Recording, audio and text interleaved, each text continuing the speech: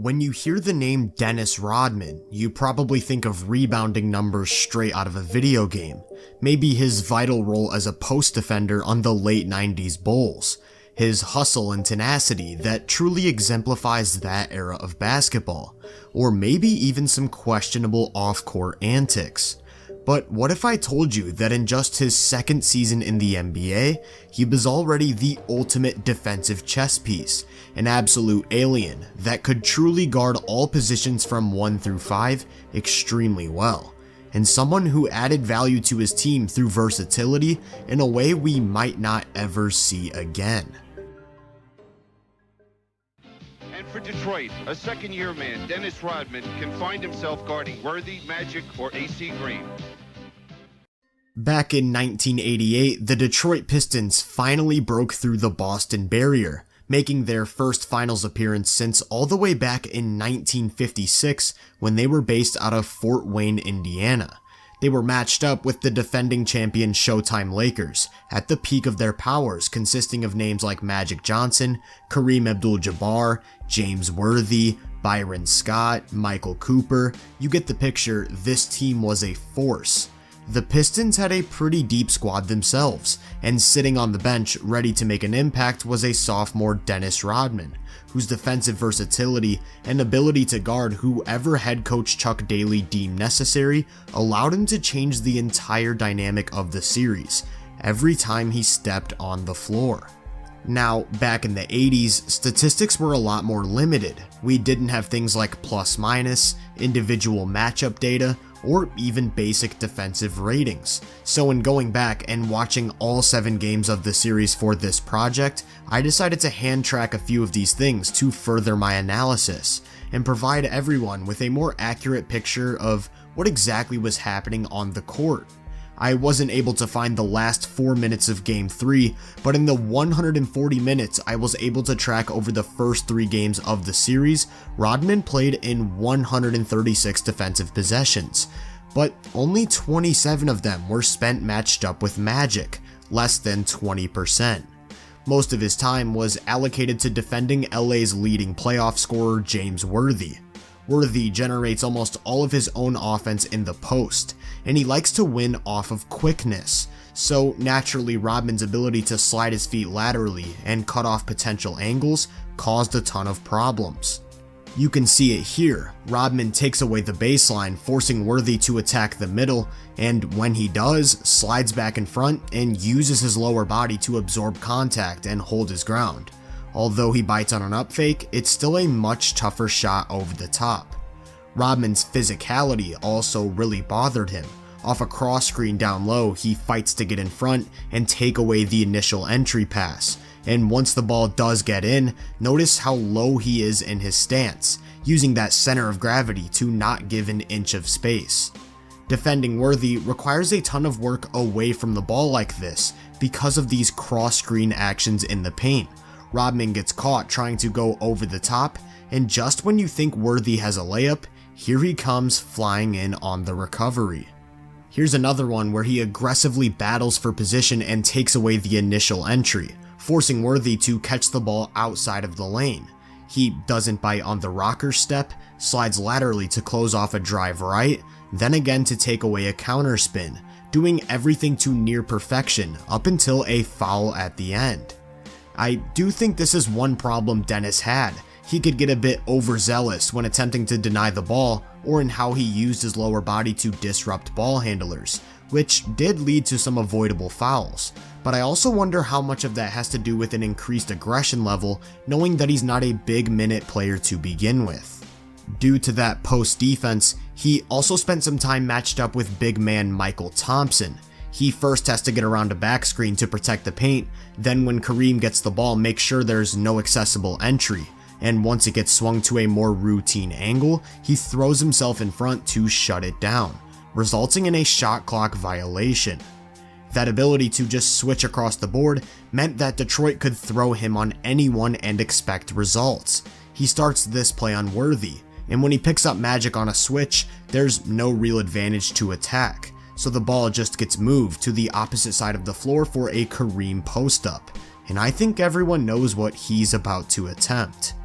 and this time Rodman starts the play on Magic. A screen gets him switched on to Thompson, and LA doesn't even look to attack it at all, because it isn't a true mismatch, again just forcing them to find offense elsewhere.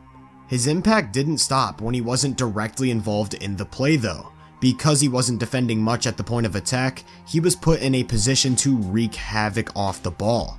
He's on Thompson down low, and as soon as Worthy gets into his attack, slides to the opposite block to help protect the rim. His activity really stands out. On a flare action, Byron Scott's shooting threat draws 2 to the ball, leaving AC Green unattended on a slip. But here comes Rodman from the top of the key to take away the roll, and now the offense is forced to reset without a big advantage. He was an incredibly rangy athlete, someone who could cover a ton of ground very quickly due to a combination of length and agility. Again, he's on Worthy near the top of the key, and when Magic draws 2 in the pick and roll, finding Thompson down low, he comes flying in to save the play, this time getting called for a foul. Another thing that stood out to me was his unreal reaction time. He's matched up with Worthy on the weak side block, and as soon as Magic makes the pass to a slipping Thompson, he rotates down and takes off vertically to erase a layup. Here's another one where he's positioned near the top of the key. Magic draws 2 to the ball and hits Thompson, only for Dennis to make a 2016 LeBron-esque chase down for yet another high leverage save. I will say he wasn't perfect in these spots. He was prone to occasional lapses, like here where he's just completely unaware of the back screen and loses Worthy for a layup that results in a goaltend. But for the most part, he was engaged, active, and had all the tools needed to really damage offenses as a helper. One problem though is that with Rodman matched up on either Worthy or Thompson, it was primarily perimeter stopper Joe Dumars who had the Magic Johnson assignment. And although Dumars was known for his perimeter D, he was only 6'3", and because Magic at 6'9" liked to operate out of the post, this created a huge mismatch to relentlessly attack over and over again. He has no difficulty sealing off position for the entry and easily backs his way in close for a layup, almost like he's on the driveway facing off with a little brother. This meant that Detroit had to send a ton of double teams to avoid Magic taking over games as a scorer, which then resulted in easy advantages to attack for the guys around him. I'm pretty sure we all know about Magic's passing, but even when you think a window doesn't exist, it does. Lambeer only thinks about sliding over to protect the rim, and that's all it takes for Kareem to get an easy finish. Here's what it looked like when it was instead Dennis Rodman defending these post-ups. Because of his lower body strength, Magic's unable to back his way in close, and on the repost he looks to attack quickly with his speed, but Rodman's also agile enough to cut that off, and the result is a near turnover. In the limited time he spent on Magic, there were a few points of emphasis, the first being ball pressure. He comes up real high to not let Johnson get comfortable, and whenever he looks to attack, he's quick enough to immediately close off the angle. Magic finally puts his head down to force the issue, but Rodman takes away the middle of the floor, absorbs the contact, and forces him into an awkward release. When I say ball pressure, I mean full court shadowing at all times. Even if it doesn't feel like a big deal, it just takes away a lot of the structure in LA's offense and can really slow them down. How about before he even touches the ball? Off a made basket, Rodman's completely denying Magic the inbound, and when Kareem looks to get it to someone else, Isaiah Thomas takes it away and steps into a 3-point shot at the buzzer. Now, that's not to say this aggressive pressure was flawless. There were still times where Magic was able to take him off the dribble and create for his team with pace, but to some extent it clearly did bother him. That's why in the fourth quarter of a tight Game 3, Chuck Daly finally started using Rodman as the primary matchup on Magic, and again it started from 94 feet out with the full court ball denial. After a make, he immediately looks to find Magic and take away the inbound, but unlike the fake full court pressure of today, he continues to stick with him and force someone else to bring it past half court, truly denying the ball. It wasn't just on the inbound, but in post-up situations as well. From this angle, it's tough to see, but Magic's near the elbow on the right side looking to get the ball, and once the entry gets set up, Rodman throws himself in front, instead forcing the catch to be out near the perimeter. It was the exact same thing with his constant ball pressure. Even when Magic was able to get the ball and start his dribble, Rodman's just so quick on his feet, doing whatever it takes to stay in front. And unlike a smaller guard like Dumars, he can absorb contact on bumps as Magic turns his back to secure the ball, and even throw some of his own to hold his ground and make Magic uncomfortable through physicality. Although he could do just a touch too much at times and generate some fouls in these spots. And if Magic thought using a screen would ease his troubles, he thought wrong. Rodman goes over the top and is still able to slide back in front of a drive, just completely walling off the paint. The unfortunate reality of the situation though is that this ended up being a classic example of too little too late, going on to lose this game at home as the Lakers took a 2-1 series lead. Per my own personal tracking, over these 3 games, the Pistons held LA to just 1 point per possession or an offensive rating of 100 with Rodman on the floor. And in roughly the exact same amount of time with him off the floor, that number skyrocketed to over 121, just getting completely torched. If we look at just those minutes with Dennis in action and break it up into possessions where he defended Magic, you'll notice that Detroit's defense was at its best when he was playing that disruptive role at the point of attack, albeit in a limited sample. Which is why in games 4 and 5, they finally leaned completely into the adjustment, Dennis Rodman on Magic Johnson. But before we get into that, I want to give a quick shout out to Basketball Index for helping with my content. If you're not familiar with the site, they provide tons of statistical measurements, tools, and easily accessible graphics. They also offer various different talent grades, and through their player profiles tab, I can easily compare them to other players around the league. Using a guy like Steph Curry's 3-point shooting as an example, on this page I'm presented with various metrics detailing his ability to create and make these shots, along with how he stacks up against his peers. By signing up with the code VENUE30, you can get 30% off your first month subscription, so I'll leave a link in the description below for anyone interested. And with that being said, let's take a look at Rodman's impact over the last 2 home games of the series. Again, the last 4 minutes of Game 4 are gone, which isn't significant because it was garbage time in a blowout. But in what I was able to track, he played 65 defensive possessions, with 50 of them on Magic Johnson, a much larger 77%. But because Rodman came off the bench, we did still see LA's transition offense buzzing early in games, as Magic had the Showtime machine rolling. That's why when he checked in, key number 1 was slowing the push. Off of a rebound, Magic looks to initiate the break, but watch as Rodman takes an angle to get in front of the ball and allow his defense to properly set, forcing the Lakers to play in the half court. In Game 5 of the series, LA scored 0 fast break points with Rodman on the floor. And not only was this their bread and butter, it was rolling all game with him on the bench, which alone is a pretty massive game changer. Key number 2 was again the ball denial. After a made basket, he stays attached to Magic on the inbound, forcing someone else to initiate the offense. And later in that very same possession when Magic looks to post up, he's again denied the pass, which ends up in a turnover. Whenever he did get the ball, you again saw the constant pressure, moving his feet laterally to stay in front the entire way up the court, except this time Magic's able to shed him with a quick post spin that leaves him with a runway to the cup. And the whole idea here is to take the bad with the good, looking to disrupt the flow of the offense as much as possible and take them out of their comfort zone by making Magic feel a body and forcing him to initiate in awkward spots. Notice how Rodman's using his body to create contact away from the ball and take away any potential entry pass to the post. Then when Magic instead uses a screen to come get it, he phases right through it to stay attached. And all that work just for Johnson to catch the ball with his back to the basket on the 3-point line. He turns to attack, and Rodman takes a swipe to force another turnover. The idea was to make getting him the ball as difficult as possible and force LA to find offense elsewhere, out of the hands of their generational playmaker.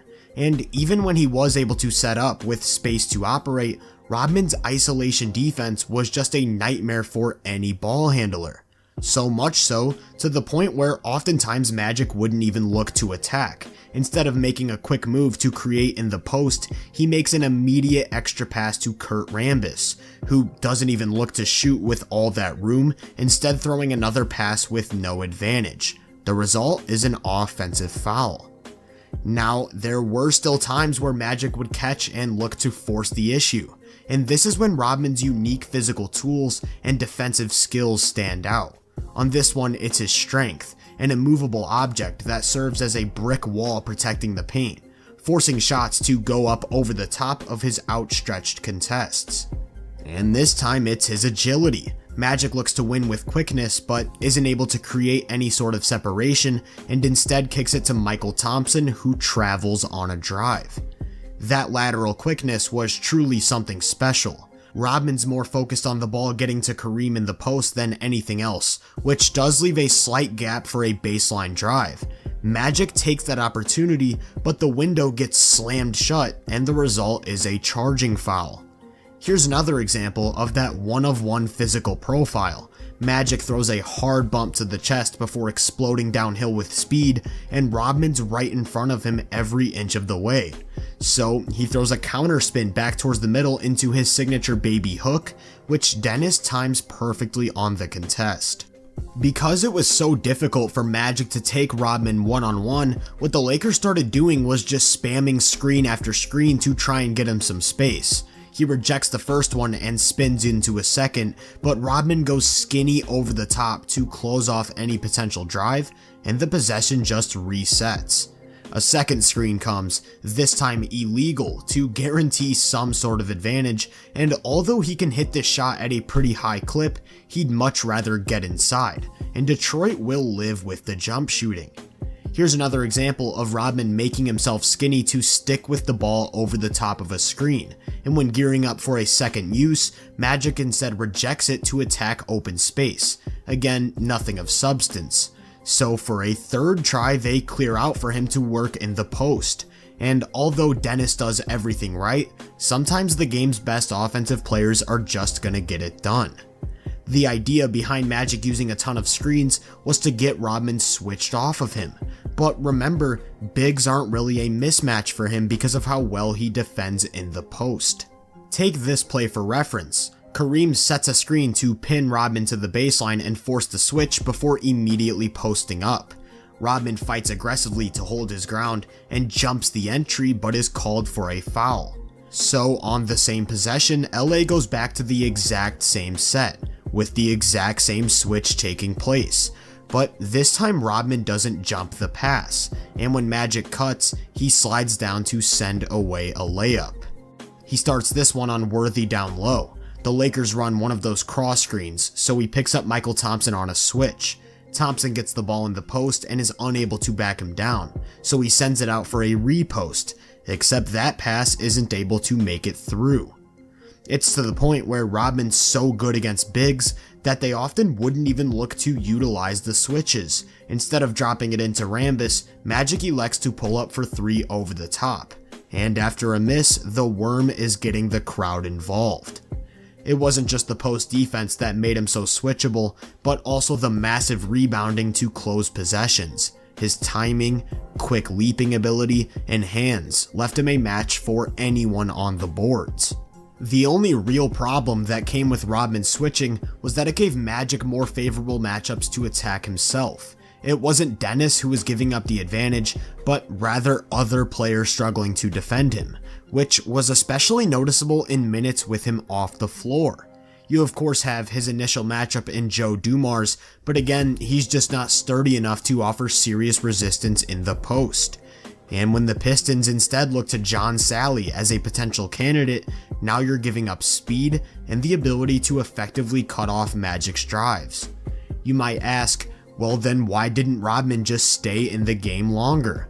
After all, in games 4 and 5 he only played 22 minutes per game. less than half of the possible time. But part of the problem here is Rodman's own fouling. I briefly touched on it with Worthy, but this was a huge limiting factor. Again, I don't know how much of the aggression has to do with the fact that he knows he's not going to play huge minutes, but some of the fouls are just dumb decisions and completely avoidable. Over the entire playoff run, he recorded just over 20 minutes a game, and in that time, an absurd 7.3 fouls every 75 possessions, which continued into these two as he fouled 5 times in Game 4 and fouled out of Game 5 completely. With all of that said though, his impact was still felt in a major way.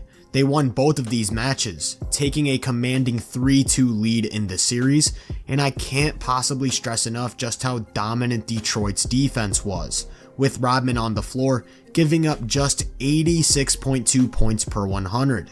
With him off the floor, they were still pretty sharp. 108 is not bad at all, but still a pretty noticeable difference. And if we take a look at the time he spent specifically matched up with Magic, just 82. They weren't only shut down, but left completely answerless in that time. This 2-game stretch from Dennis Rodman was one of the most dominant individual defensive performances I've personally ever seen. The adjustment was clearly working.